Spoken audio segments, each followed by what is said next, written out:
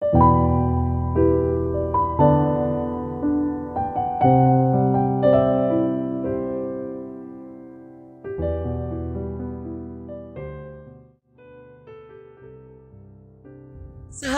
setia Gowori yang dikasihi Tuhan, Shalom. Hari ini adalah Selasa 13 Juni 2023. Hari ini kita bersama-sama memperingati peringatan Santo Antonius dari Padua, imam dan pujangga gereja. Antonius lahir di Lisabon, Portugal pada tahun 1195. Sejak kecil, ia punya kebiasaan berdoa bagi jiwa-jiwa dan Antonius adalah pribadi yang sangat tekun dalam belajar. Awalnya, ia masuk dan bergabung dalam Ordo Santo Agustinus di Coimbra dan ia ditabiskan menjadi imam. Terdorong atas keteladanan hidup para martir Fransiskan, Antonius akhirnya bergabung ke dalam Ordo Fransiskan. Santo Antonius Padua, ia menutup usia di usia yang masih terbilang sangat muda, 36 tahun, yakni pada tahun 1231. Ia dikenal sebagai penemu barang yang hilang dan terutama untuk mengembalikan rahmat pengudus yang hilang akibat dosa. Hari ini kita akan bersama-sama merenungkan firman Tuhan yang diambil dari Injil Matius 5 ayat 13 sampai dengan 16. Mari kita siapkan hati kita. Haleluya, haleluya, haleluya. Hendaklah cahayamu bersinar di depan orang, agar mereka melihat perbuatanmu yang baik dan memuji Bapamu di surga. Haleluya, haleluya, haleluya. Tuhan bersamamu dan bersama rohmu. Inilah Injil suci menurut Matius, dimuliakanlah Tuhan. Dalam khotbah di bukit Yesus bersabda, "Kalian ini garam dunia. Jika garam itu menjadi tawar, dengan apakah dapat diasinkan? Tidak ada gunanya lagi selain dibuang dan diinjak-injak orang. Kalian ini cahaya dunia. Kota yang terletak di atas gunung tidak mungkin tersembunyi. Lagi pula, orang tidak menyalakan pelita lalu meletakkannya di bawah gantang, melainkan di atas kaki dian, sehingga menerangi semua orang di dalam rumah itu. Demikianlah hendaknya cahayamu bersinar di depan orang, agar mereka melihat perbuatanmu yang baik dan memuliakan Bapamu di surga." Demikianlah sabda Tuhan. Terpujilah Kristus. Sahabat setia Gowori yang dikasihi Tuhan, Shalom dan salam sehat untuk kita. Suatu kali dalam kesempatan undangan makan bersama dengan komunitas lansia atau warga senior, ketika makan saya mengatakan begini, "Oma, ini kok makanannya kurang Katolik ya Oma ya?" Dan Oma itu langsung tiba-tiba menyahut, "Romo, minta maaf ya, nggak ada babinya ya Romo ya, maaf ya Romo."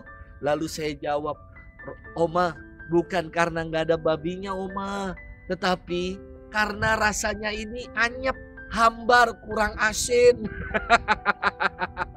Lalu Oma itu tertawa dan sambil berkata, "Romo, harap maklum karena kita semua udah pada darah tinggi." Sahabat setia Gowori yang dikasihi Tuhan, hari ini Yesus melanjutkan khotbahnya dengan bersabda, "Kalian ini adalah garam dunia. Jika garam itu menjadi tawar, tiada lagi gunanya. Dan kamu adalah cahaya dunia. Dan orang menyalakan pelita di atas kaki dian, supaya menerangi semua orang." Sabda ini sangat indah. Persamaan dari kedua perumpamaan ini antara garam dan terang adalah sama-sama nggak menampakkan dirinya sendiri, tidak menonjolkan dirinya sendiri. Namun keberadaan mereka menjadi arti bagi sekelilingnya, bagi sekitarnya. Sahabat setia Gowori yang dikasihi Tuhan, garam bermanfaat untuk memberikan rasa, mengawetkan dan memurnikan. Garam gak perlu banyak. Kalau garam menjadi nampak dan kelihatan, maka rasa makanan tidak akan enak. Karena garam tidak melebur, tidak tercampur, tidak teraduk secara merata. Demikian juga dengan garam yang menjadi tawar, maka ia mengingkari keberadaannya. Demikian pula dengan hidup kita sebagai garam dunia. Kita diajak memberi rasa enak, rasa sedap dalam kehidupan melalui kehadiran kita yang memberi rasa nyaman, mau hidup rukun bersaudara, membuka tangan untuk menolong. Inilah kesaksian hidup kita sebagai garam. Dan Yesus melanjutkan sabdanya dengan mengatakan, kamu adalah terang dunia.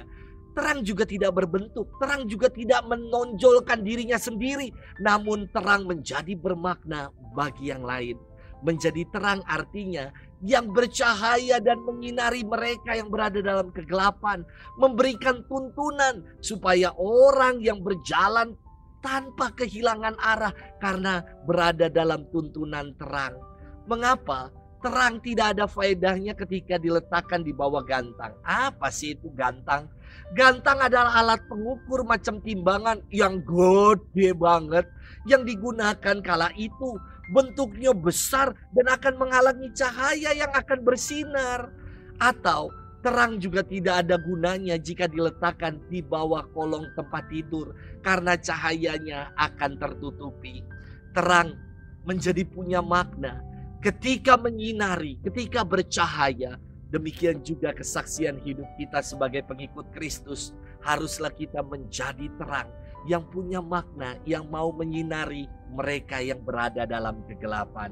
Sahabat setia Gowori yang dikasihi Tuhan, persamaan dari perumpamaan garam dan terang adalah keduanya sama-sama memberi manfaat bagi yang lain, walau harus melebur.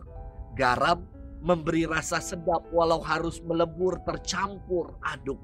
Terang demikian sama seperti lilin yang bercahaya walau harus melelehkan diri, namun memberikan makna ketika ia bersinar.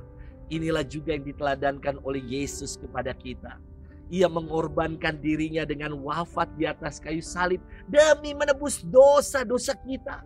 Kita pun diutus untuk menjadi garam dan terang di tengah kehidupan. Maka pertanyaan untuk kita renungkan, sudahkah kehadiran kita memberi rasa nyaman, memberi rasa enak? Sudahkah kehadiran kita menjadi terang bagi yang lain, menjadi terang dalam kehidupan ini? Semoga itulah yang kita upayakan. Kita mau jadi garam dan terang di tengah kehidupan ini. Selamat bermenung dan Tuhan memberkati kita selalu. Dalam nama Bapa dan Putra dan Roh Kudus. Amin.